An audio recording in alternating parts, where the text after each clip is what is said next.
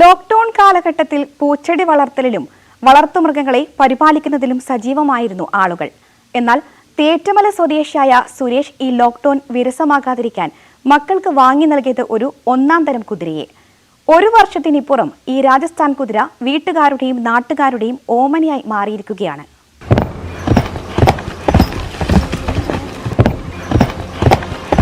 വയനാട്ടിൽ തേറ്റമല ഇന്ത്യേരിക്കുന്ന് വെള്ളമുണ്ട റോഡിലൂടെ സഞ്ചരിക്കുന്ന ആളുകൾക്ക് കഴിഞ്ഞ ഒരു വർഷമായി ഒരു കൗതുകമാവുകയാണ് സുരേഷിന്റെ സുന്ദരി കുതിര മീനാക്ഷിയുടെ സവാരി.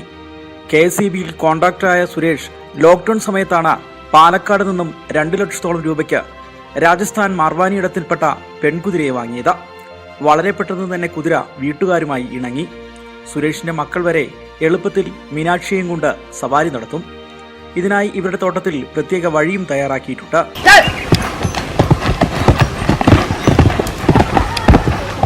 പൂക്കോട് വെറ്റിനറി സർവകലാശാലയിൽ നിന്നും വെള്ളമുണ്ട മൃഗാശുപത്രിയിൽ നിന്നുമാണ് വിദഗ്ധ ഉപദേശങ്ങളും ഭക്ഷണക്രമങ്ങളുടെ നിർദ്ദേശങ്ങളുമുള്ളത്. ഒരു ദിവസം 300 രൂപയുടെ മുകളിൽ ചെലവ് വരുമെന്ന് സുരേഷ് പറഞ്ഞു. പാലക്കാട് നിന്നാണ് കൊണ്ടുവന്നത്. രാജസ്ഥാനിൽ കാണപ്പെടുന്ന മാർവാരി ഇനാണിത്. പിന്നെ കുട്ടികളൊക്കെ റൈഡ് ചെയ്യാറുണ്ട്. ഇതിനെ കൊണ്ടുവന്നിട്ടാണ് റൈഡിംഗ് ഒക്കെ പഠിച്ചത്. ഇതിന് ഏകദേശം 2 ലക്ഷം രൂപേൻ്റെ അടുത്ത് വിലയുണ്ട്. തീറ്റയായിട്ട് കൊടുക്കുന്നത് പുല്ല് കൊടുക്കാൻ പറ്റും. പുല്ല് പശുക്കളൊന്നും കഴിക്കുന്ന പോലെ കഴിക്കില്ല, കുറേശ്ശേ പുല്ല് കഴിക്കുള്ളൂ. പിന്നെ മുതിര, ഗോതമ്പ് തവിട്, ഗോതമ്പ് പുഴുങ്ങിയത്. കേരളത്തിൽ മറ്റ് ജില്ലകളിൽ കുതിര വളർത്തൽ ഹോബിയായി മാറിയിട്ടുണ്ടെങ്കിലും വയനാട്ടിൽ അത്ര പ്രചാരം നേടിയിരുന്നില്ല. പാലക്കാടുള്ള ഫാമുകളിൽ 10,000 രൂപ മുതൽ ലക്ഷക്കണക്കിന് രൂപ വിലയുള്ള കുതിരകൾ വരെ ലഭ്യമാണെന്ന് സുരേഷ് പറഞ്ഞു.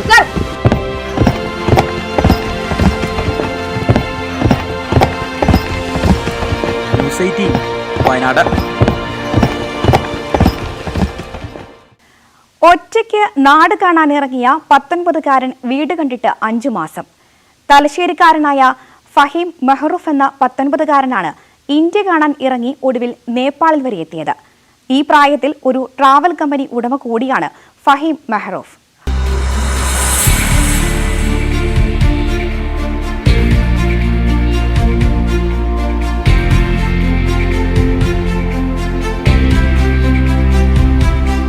ഫഹീം മെഹറൂഫ് എന്ന തലശ്ശേരിയിലെ 6ാം മൈലുകാരൻ ഒറ്റയ്ക്ക് ഇന്ത്യ കാണാൻ ഇറങ്ങിയിട്ട് 5 മാസമാകുന്നു.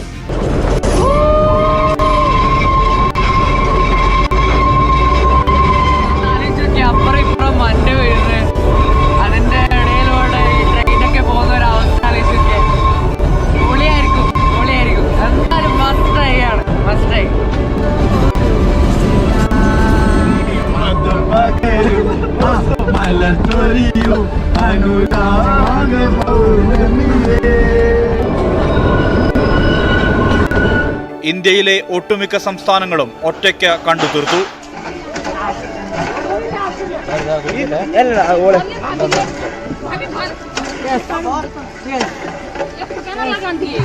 മരുഭൂമിയിലെ ഉഷ്ണവും മഞ്ഞുമലയിലെ തണുപ്പും മണിക്കരണിലെ ഗന്ധകജലത്തിന്റെ കൊടും ചൂടും ഇതിനകം അനുഭവിച്ചു കഴിഞ്ഞു.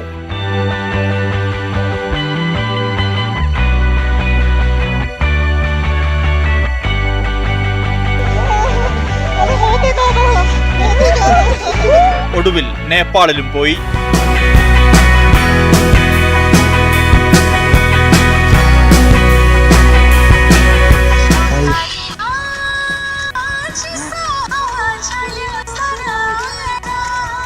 എന്തുകൊണ്ട് സോളോ യാത്ര എന്ന ചോദ്യത്തിന് മറുപടി ഇങ്ങനെ: ഇത് നമുക്ക് എവിടെ കയറിച്ചല്ല, ആരും ഇത് ആവശ്യമില്ല, അനുവാദം ആവശ്യമില്ല. പിന്നെ എന്താണെന്ന് വെച്ചാൽ നമുക്ക് ഇപ്പോൾ ഇവിടെ കിടക്കണമെങ്കിൽ ഇവിടെ കിടക്കാം, നടു റോട്ടിൽ കിടക്കണമെങ്കിൽ നടു റോട്ടിൽ കിടക്കാം. ലൈക്ക് നമുക്കൊരു റെസ്പോൺസിബിലിറ്റി ഇല്ല.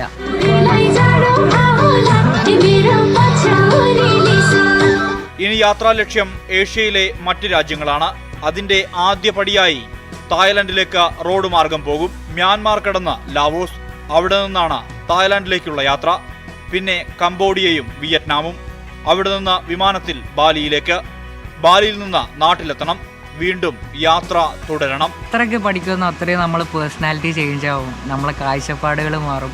അപ്പം യാത്രേൻ്റെ കൂടെ പഠിപ്പും കൂടി വേണം. അതെനിക്കും അറിയാം നല്ലപോലെ. അപ്പം അതുകൊണ്ട് തന്നെയാണ് ഞാൻ യൂറോപ്പ് തിരഞ്ഞെടുത്തത്. അതാണെങ്കിൽ യാത്രകളും ചെയ്യുക, പഠിക്കുകയും ചെയ്യുക, നല്ല അത്യാവശ്യം നല്ല എഡ്യൂക്കേഷനും കിട്ടും. ഈ പ്രായത്തിനിടെ ട്രിപ്പ് ട്രയാങ്കിൾ എന്നുപേരുള്ള ട്രാവൽ കമ്പനിയും തുടങ്ങിയിട്ടുണ്ട്. ചിലവ് ചുരുക്കിയുള്ള യാത്രകളാണ് ട്രിപ്പ് ട്രയാങ്കിൾ ലക്ഷ്യമിടുന്നത്.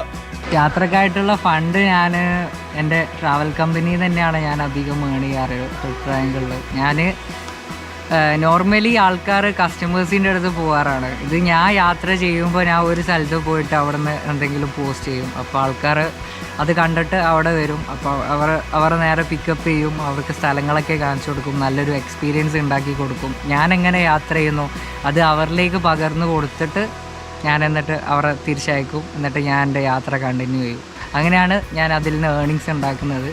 അപ്പോൾ ഇപ്പം കുറച്ച് കാലമായി ട്രിപ്പ് ട്രയാങ്കിൾ ലൈക്ക് ഇവൻ്റൊക്കെ വെച്ചിട്ട്. അപ്പം ഇനിയൊരു നോർത്ത് ഈസ്റ്റ് ഇവൻ്റ് ഇപ്പം അടുത്ത് തന്നെ ഉണ്ടാവും. ഇന്ത്യയിൽ ചുരുങ്ങിയ ചെലവിൽ സഞ്ചരിക്കാനാകും എന്നതിൻ്റെ തെളിവാണ് തൻ്റെ യാത്രകളെന്ന് ഫഹീം.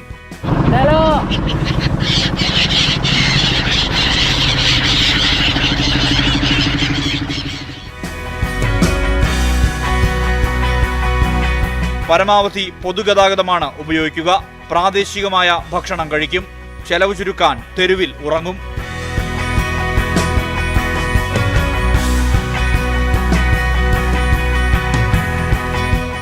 പുതിയ പുതിയ ആൾക്കാരെ പരിചയപ്പെടാൻ പറ്റും. അവിടുത്തെ ലോക്കൽസിനെ പരിചയപ്പെട്ടാൽ തന്നെ അവർ നമുക്ക് പല സ്ഥലങ്ങളും സജസ്റ്റ് ചെയ്യും, ആരും ടൂറിസ്റ്റുകൾ പോകാത്ത സ്ഥലങ്ങൾ. അപ്പോൾ അതുകൊണ്ടാണ് ഞാൻ കൗച്ച് സർഫ് തിരഞ്ഞെടുക്കാൻ ഏക കാരണം.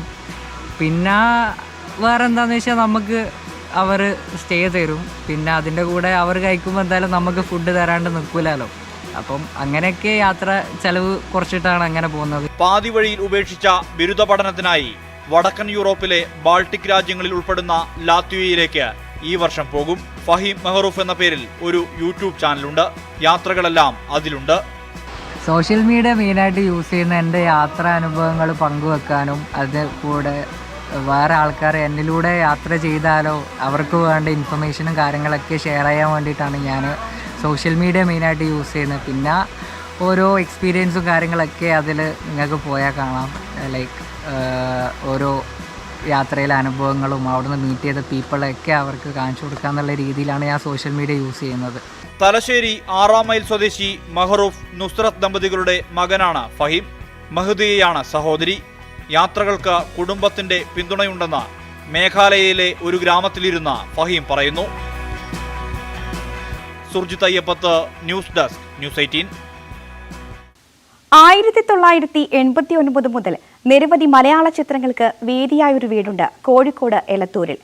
സർഗവും മിഥുനവും ഏറ്റവും ഒടുവിൽ ഗ്രേറ്റ് ഇന്ത്യൻ കിച്ചണുമെല്ലാം ചിത്രീകരിച്ച കല്ലംപുറത്ത് വീട്. കാലം കുറെ മാറിയെങ്കിലും ഈ വീടിനെയും അടുക്കളയും അതൊന്നും ബാധിച്ചിട്ടില്ല. 1993 മിഥുനവും 2020 ഗ്രേറ്റ് ഇന്ത്യൻ കിച്ചണും ചിത്രീകരിച്ച കല്ലുംപുറത്ത് വീട്. മിഥുനം ഇറങ്ങിയിട്ട് 28 വർഷം കഴിഞ്ഞെങ്കിലും കാര്യമായ മാറ്റമൊന്നുമില്ലാതെ തന്നെയാണ് ഈ വീടും ഇവിടുത്തെ അടുക്കളയുമൊക്കെ ഗ്രേറ്റ് ഇന്ത്യൻ കിച്ചണിലും സംവിധായകൻ ജിയോ ബേബി ഒരുക്കിയിരിക്കുന്നത്. 1.5 പതിറ്റാണ്ട് പഴക്കമുണ്ട് കോഴിക്കോട് എലത്തൂരിലെ കല്ലുംപുറത്ത് വീടിന്. 1989 പുറത്തിറങ്ങിയ അനഘയാണ് ഈ വീടിനെ വെള്ളിത്തിരയിലെത്തിച്ച ആദ്യ സിനിമ. പിന്നീടിങ്ങോട്ട് Sargam, Midhunam, Indian rupee, great Indian kitchen അങ്ങനെ നീളുന്നു കല്ലുംപുറം വീടിന്റെ സിനിമാ ബന്ധം.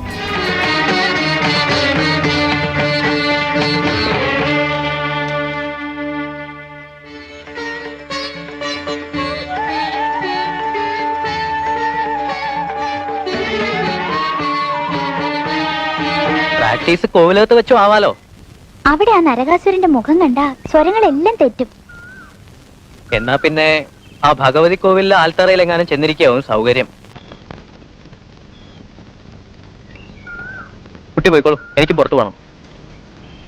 1 ഏക്കർ സ്ഥലത്താണ് 3 നില വീട്.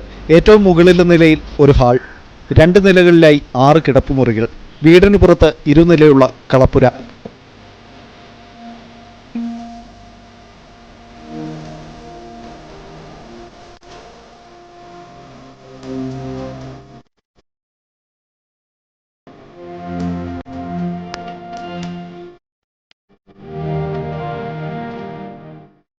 വീടുണ്ടാക്കിയ ചാത്തുവൈദ്യരുടെ പേരക്കുട്ടി സുനിൽകുമാറും ഭാര്യ ഉമയുമാണ് ഇപ്പോൾ കല്ലുംപുറത്ത് വീട്ടിലെ താമസക്കാർ. 29 വർഷം മുൻപ് മോഹൻലാലിനെയും ഉർവശിയും ഒക്കെ അടുത്തു കണ്ടതോർക്കുമ്പോൾ ഉമയ്ക്ക് സന്തോഷം. 10-15 ദിവസം വരും. 12-15 ദിവസം അവർ മഹാറാണിയിലാണ് ഇവിടുത്തെ ഷൂട്ടിംഗ് കഴിഞ്ഞാൽ പോയി താമസിക്കുക. അവിടെ രാവിലെ 8:30 ആകുമ്പോഴത്തേക്ക് വരും. സംസാരിച്ചിട്ടൊക്കെ ഉണ്ടോ? ഞങ്ങളായിട്ട് സംസാരിക്കുകയൊക്കെ ചെയ്തിട്ടുണ്ട്. നല്ല പെരുമാറ്റമൊക്കെ ആയിരുന്നു. ഉർവശിയൊക്കെ സംസാരിച്ച് ഓട്ടോഗ്രാഫൊക്കെ എഴുതിച്ച് നല്ല കമ്പനി മകനൊക്കെ ചെറുത് കുട്ടികളായിരുന്നു സമയത്ത്. ഏറ്റവും അവസാനം പുറത്തിറങ്ങിയ ഗ്രേറ്റ് ഇന്ത്യൻ കിച്ചന്റെ ചിത്രീകരണം കഴിഞ്ഞ ജൂലൈ മാസത്തിലായിരുന്നു. 20 ദിവസത്തോളം ഉണ്ടായിരുന്നല്ലോ ഞാനിവിടെ. 20 ദിവസം ഞാനിവിടെ രാവിലെ വന്നു കഴിഞ്ഞാൽ അവരെനിക്കൊരു മുണ്ടെടുത്ത് തരും, ഞാനത് എടുത്തൊരു മാലി തരും. അതായിട്ടിങ്ങനെ കളർ ഏതൊക്കെയോ ഒരു ദേശീയ കളർ ഇങ്ങനെ മാറി മാറി മാറി പല ദിവസങ്ങളിൽ നല്ല രസമായിരുന്നു. അപ്പോൾ ഞാനിങ്ങനെ ഇരിക്കുന്ന നടക്കും. അപ്പോഴൊക്കെ ഞാനിങ്ങനെ ആലോചിക്കും ഇതൊക്കെയാണ് ഇതിൻ്റെ. അപ്പോൾ ഇവരൊക്കെ ഇങ്ങനെ ആലോചിക്കും ഞാൻ, ഇത്ര വലിയ വലിയ ആളുകളൊക്കെ ഇരുന്ന സ്ഥലത്ത് നിറഞ്ഞൊരു പിന്നെ ഞാൻ വിചാരിക്കും നമുക്കെന്താ തിയേറ്ററില്ലേ, നമ്മളെ തിയേറ്റർ എക്സ്പീരിയൻസ് മനസ്സുകൊണ്ട് ഒരു അതൊക്കെ ഉണ്ടായിരുന്നു. 1989 ചിത്രീകരിച്ച മിഥുനത്തിനും 2020 ഗ്രേറ്റ് ഇന്ത്യൻ കിച്ചണിനും പ്രമേയപരമായ സാമ്യമുണ്ട്. ഒരേ അടുക്കളയിൽ ഒരുപാട് ഒബ്സർവ് ചെയ്തിട്ടും പിന്നെ പഠിച്ചിട്ടും പല ആളുകളെ കൂടി ഡിസ്കഷൻ നടത്തിയിട്ടും ഒക്കെയാണ്. അല്ലാണ്ട് വെറുതെ അങ്ങോട്ട് ചെയ്തു വിട്ടൊന്നുമല്ല എന്ന് എനിക്ക് തോന്നുന്നു. ഒരുപക്ഷെ അടുക്കളയുടെ ഞങ്ങൾക്കറിയാം നിങ്ങളൊക്കെ ഒരു സ്കൂട്ടർ എന്നത് പ്രമുഖരുടെ മുടിവെട്ടാൻ ഭാഗ്യം ലഭിച്ച അപൂർവം പേരിൽ ഒരാളാണ് തിരുവനന്തപുരം സ്വദേശി ആര്യനാട് മോഹനൻ. EMSന്റെ തലമുടി വരെ സൂക്ഷിക്കുന്ന മോഹനന്റെ തമ്പാനൂരിലെ കട ഒരു കാലഘട്ടത്തിന്റെ അടയാളപ്പെടുത്തൽ കൂടിയാണ്.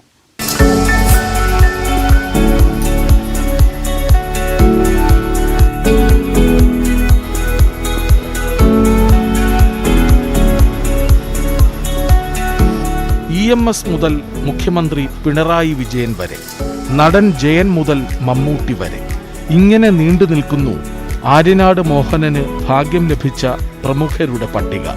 NN പിള്ളയുടെ കുറ്റവും ശിക്ഷയും എന്ന നാടകത്തിൽ മേക്കപ്പ് മാനായാണ് മോഹനന്റെ രംഗപ്രവേശം. തുടർന്ന് കൊച്ചിയിലെ ഒരു സ്ഥാപനത്തിൽ ബ്യൂട്ടീഷ്യനായി പ്രവർത്തിച്ചു. അന്ന് G. ശങ്കരക്കുറുപ്പ് അടക്കമുള്ളവരുടെ മുടിവെട്ടാൻ അവസരം ലഭിച്ചു. 30 വർഷങ്ങൾക്ക് മുൻപ് പുരുഷന്മാർക്കായുള്ള കേരളത്തിലെ ആദ്യ ബ്യൂട്ടി പാർലർ തുടങ്ങിയതോടെയാണ് മോഹനൻ ജനശ്രദ്ധ ആകർഷിക്കുന്നത്. ഇതിന് പിന്നാലെ തമ്പാനൂരിലെ വിക്കി ജെൻസ് ബ്യൂട്ടി പാർലറിലേക്ക് രാഷ്ട്രീയ ചലച്ചിത്ര രംഗങ്ങളിലെ പ്രമുഖരുടെ ഒഴുക്കായി. അന്നൊരു സിനിമയിലെ ഷൂട്ടിങ്ങുമായിട്ട് ബന്ധപ്പെട്ട് ശ്രീനിവാസൻ സാർ വന്നിരുന്നു. അദ്ദേഹം വന്ന് ഇങ്ങനെ ജെൻസ് ബ്യൂട്ടി പാർലറോ എന്ന് ഇങ്ങനെ ചോദിച്ചിട്ട് ഇങ്ങനെ അങ്ങോട്ടും ഇങ്ങോട്ടും നടക്കുന്ന കണ്ടു അതിശയത്തോടുകൂടി. അപ്പോൾ അപ്പോൾ ഞാൻ ചോദിച്ചു, എന്താ സാർ ഇങ്ങനെ നടക്കുന്നത്, ഇങ്ങനെ നടക്കുന്നത്? അതായത് ജെൻസിന് ആണുങ്ങൾക്ക് ബ്യൂട്ടി പാർലറുണ്ടോ? ഞാനിത് കണ്ടിട്ടില്ല, മദ്രാസിലും ബോംബെയിലൊക്കെ പോയിട്ട് ഞാനിത് കണ്ടിട്ടില്ല, ഇവിടെ ഇങ്ങനെ ഉണ്ടോ? ഞാൻ പറഞ്ഞു അങ്ങനെയുണ്ട്. ഇവിടെ എന്തൊക്കെയാണ് ചെയ്യുന്നത്? ഞാൻ പറഞ്ഞു സ്ത്രീകളുടെ സൗന്ദര്യ ബ്യൂട്ടി പാർലർ ചെയ്യുന്ന എല്ലാ സൗന്ദര്യ സംവിധാനങ്ങളും ഇവിടെയുണ്ട്, ഇവിടെ എന്ന് പറഞ്ഞപ്പോൾ ഞാൻ വൈകുന്നേരം വരാമെന്ന് പറഞ്ഞിട്ട് പോയി. അദ്ദേഹത്തിന് hair cut, massage, facial, bleaching ഇതെല്ലാം ചെയ്തപ്പോൾ അദ്ദേഹത്തിന് വളരെ ഹൃദ്യമായി തോന്നി. അദ്ദേഹം ഒരു പ്രചരണം നടത്തിയതാണ് കേരളത്തിലെ എല്ലാ മേഖലയിൽപ്പെട്ട ആൾക്കാർക്കും, പ്രത്യേകിച്ച് സിനിമാ മേഖലയിൽപ്പെട്ട ആൾക്കാർക്ക് ഇങ്ങോട്ട് ആകർഷിക്കാനുള്ള പ്രധാന കാരണം. EMSന്റെ മുടി ഇപ്പോഴും അമൂല്യശേഖരമായി സൂക്ഷിക്കുന്നുണ്ട് 67-കാരനായ മോഹനൻ. EMSന്റെ പേരിൽ മ്യൂസിയം ഒരുങ്ങിയാൽ അവിടേക്ക് കൈമാറാനാണ് തീരുമാനം.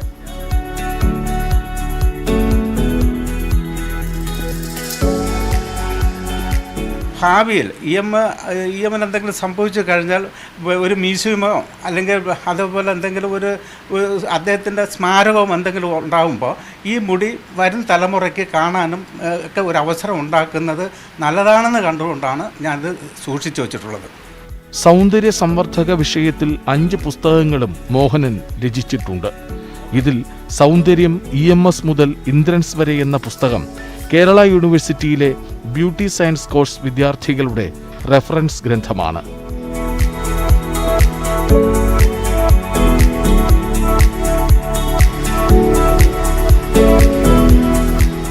ന്യൂസ് 18 തിരുവനന്തപുരം. പട്ടണത്തിനു നടുവിൽ ഒരു കാട്, കാടിന് നടുവിൽ ഒരു ബംഗ്ലാവ്. നിലമ്പൂരിലെ ആ വ്യത്യസ്ത കാഴ്ച കാണാം.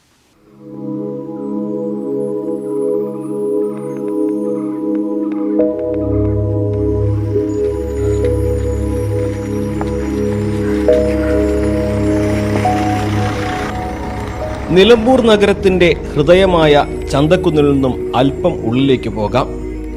ബംഗ്ലാംകുന്നിലേക്ക്. ഇവിടേക്കുള്ള വഴി ഒരു കാട്ടിലൂടെയാണ്. വലിയ മരങ്ങൾ വഴി കാട്ടുന്നത് ഒരു പഴയ ബംഗ്ലാവിലേക്കാണ്.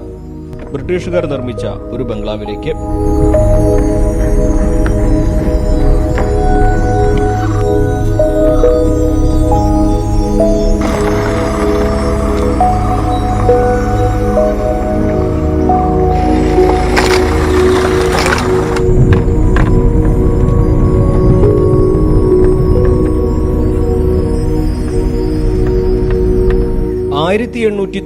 ാണ് ബ്രിട്ടീഷുകാർ ഈ ഇരുനില കെട്ടിടം നിർമ്മിച്ചത്.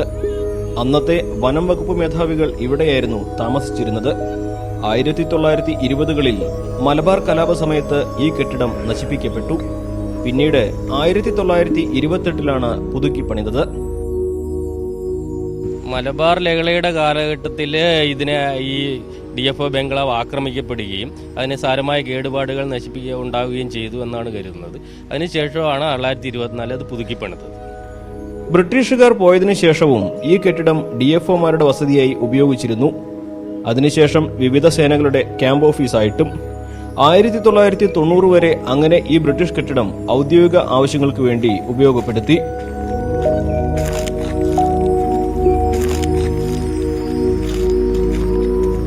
നിലമ്പൂരിൽ ആയിരുന്നു പണ്ടുണ്ടായിരുന്ന ഫോറസ്റ്റ്, മലബാറിലെ ഫോറസ്റ്റ് ഓഫീസുകളുടെ ആസ്ഥാനമായിട്ട് നിലമ്പൂരായിരുന്നു ഡിസ്ട്രിക്ട് ഫോറസ്റ്റ് ഓഫീസർ ഉണ്ടായിരുന്നത്. അന്ന് ഇതിൻ്റെ പേര് south Malabar district forest office എന്നായിരുന്നു. ആ അവസരത്തിൽ DFOമാർ താമസിക്കുന്നതിന് വേണ്ടി സ്ഥാപിച്ച കെട്ടിടമാണ് ഇന്ന് നമ്മൾ കാണുന്നത്. അത് 1898 ഓൾഡ് DFO ബംഗ്ലാവ് നിർമ്മിച്ചത്. അതിനുശേഷം അത് 1924 പുതുക്കിപ്പണിതു. ബ്രിട്ടീഷ് ശൈലിയിൽ നിർമ്മിച്ചതാണ് ഈ ഇരുനില കെട്ടിടം. ഉയർന്ന മേൽക്കൂര, വലിയ മുറികൾ, ജനാലകൾ, 2ാം നില പൂർണ്ണമായും മരപ്പലകകൾ കൊണ്ടാണ്.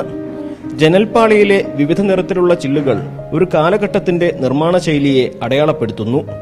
മരപ്പലകകൾ ഇത്ര കാലം കഴിഞ്ഞിട്ടും ചിതലെടുത്തിട്ടില്ല എന്നതും നിർമ്മാണ മികവിന് അടയാളം.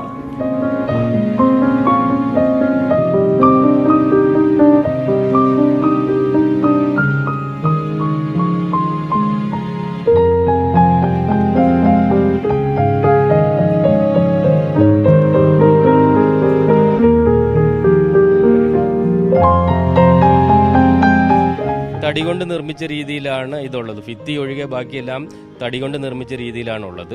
അതായത് ഏത് കാലാവസ്ഥയിലും ജീവിക്കാൻ കഴിയുന്ന രീതിയിൽ. അന്നിവിടെ വളരെ തണുപ്പുള്ള ഒരു കാലാവസ്ഥയായിരുന്നു ഉണ്ടായിരുന്നത് നമുക്ക് കരുതാം. അങ്ങനെയുള്ള കാലാവസ്ഥ ജീവിക്കുന്നതിന് വേണ്ടിയിട്ട് പഴയ DFOമാർ തയ്യാറാക്കിയ കെട്ടിടമാണ് ഇതുള്ളത്. ഈ കെട്ടിടത്തിന് പുറമെ മറ്റൊരു ബ്രിട്ടീഷ് നിർമ്മിത കെട്ടിടം കൂടിയുണ്ട് ബംഗ്ലാംകുന്നിൽ. അത് ഇന്ന് തകർന്നു വീണുകൊണ്ടിരിക്കുകയാണ്. ഈ മേഖലയുടെ പുനർനിർമ്മാണം വനം വകുപ്പിന് മുന്നിലുണ്ട്. വിനോദസഞ്ചാര വികസനത്തിന് ചില പദ്ധതികളും വനം വകുപ്പ് തയ്യാറാക്കിയിരിക്കുന്നു. അപ്പോൾ നമ്മളിപ്പോൾ അത് റിനോവേറ്റ് ചെയ്യുന്നതിന് വേണ്ടിയിട്ടും ഒരു മലബാർ ഹിസ്റ്റോറിക്കൽ മ്യൂസിയമായിട്ട് നിലമ്പൂരിൻ്റെ ചരിത്രവും അതേപോലെ മലബാറിൻ്റെ ചരിത്രമൊക്കെ പ്രതിപാദിക്കുന്ന നിലമ്പൂർ ഹിസ്റ്റോറിക്കൽ മ്യൂസിയമായിട്ട് ഉയർത്തുന്നതിനുള്ള ശ്രമങ്ങൾ നടക്കുകയാണ്. അതിനു വേണ്ടിയിട്ട് ഇത്തവണ നമുക്ക് ഇക്കോ ടൂറിസം എന്ന ബജറ്റ് ഹെഡിൽ 45 ലക്ഷം രൂപ അനുവദിച്ചിട്ടുണ്ട്. അത് ഉപയോഗിച്ചിട്ട് നമ്മൾ നവീകരണ പ്രവർത്തനങ്ങൾ അടുത്ത മാസങ്ങളിൽ ആരംഭിക്കാൻ വേണ്ടിയിട്ട് തീരുമാനിച്ചിട്ടുണ്ട്. കാട്ടിലൂടെയുള്ള ആകാശപാലമാണ് ഇവിടെയുള്ള മറ്റൊരു പ്രധാന ആകർഷണം. കാട്ടിലൂടെ മരങ്ങൾക്കിടയിലൂടെ കടന്നുപോകുന്ന പാലം ബംഗ്ലാവിന് മുൻപിൽ നിന്നും റോഡിലേക്ക് എത്തും വിധമാണ് നിർമ്മിച്ചിരിക്കുന്നത്.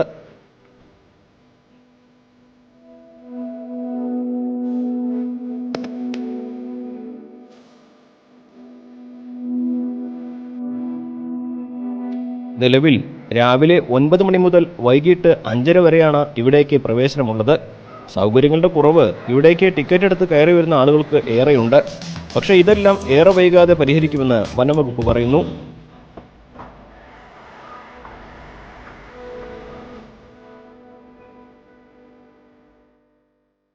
നിലമ്പൂർ വരുന്ന ആർക്കും, അതേപോലെ തന്നെ ഇതുവഴി ഊട്ടി, അതേപോലെ തന്നെ മറ്റേ മൈസൂര് അങ്ങനെയുള്ള സ്ഥലങ്ങളിലേക്കൊക്കെ പോകുന്ന സന്ദർശകർക്ക് ഒരു ഇടത്താവളമായിട്ട് നിലമ്പൂരിനെ മാറ്റുക എന്നുള്ള ലക്ഷ്യവും ഇതിനുണ്ട്.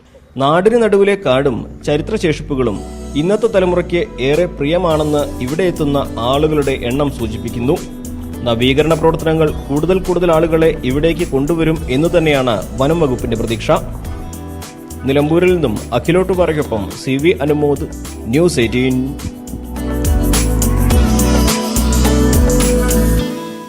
പാൽക്കുളം മേടിനോട് ചേർന്ന് കിടക്കുന്ന മനോഹരമായ പ്രദേശമാണ് മലയണ്ണ മല.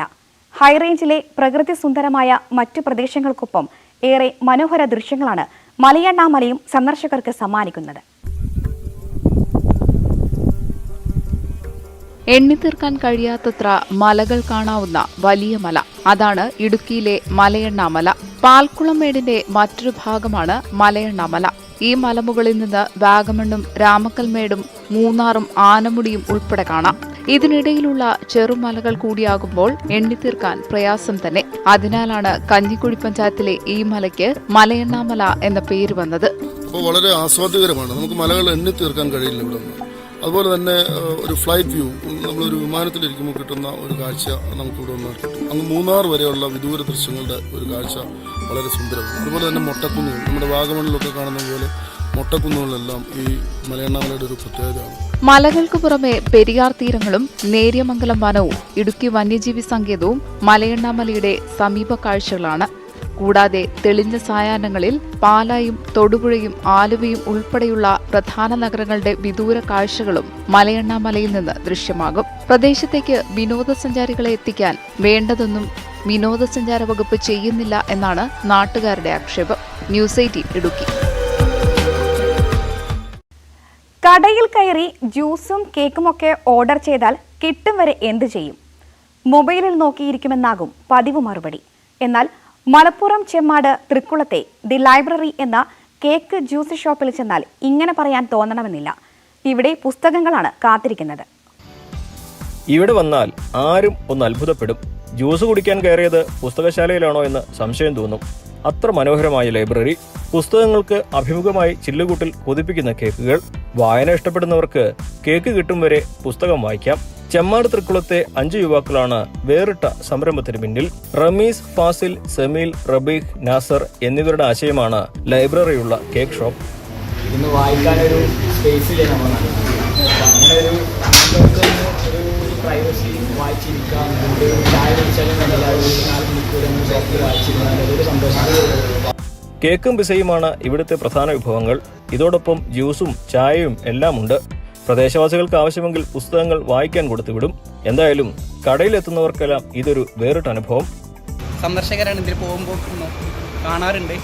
ഫസ്റ്റ് ടൈം ഇതൊരു നല്ലൊരു ആശയമാണ്, നല്ല ഒരു സംഭവം തന്നെയാണ്. 1 മാസമായതേയുള്ളൂ ഈ സംരംഭം തുടങ്ങിയിട്ട്. കണ്ടും കേട്ടുമറിഞ്ഞ് കടയിലേക്ക് ആളുകൾ എത്തുന്നതിന്റെ സന്തോഷത്തിലാണ് യുവാക്കൾ. ന്യൂസ് 18 മലപ്പുറം. നാട്ടിൻപുറം അവസാനിക്കുകയാണ്. കൂടുതൽ വിശേഷങ്ങളും വാർത്തകളുമായി ഇനി അടുത്തയാഴ്ച കാണാം. നമസ്കാരം.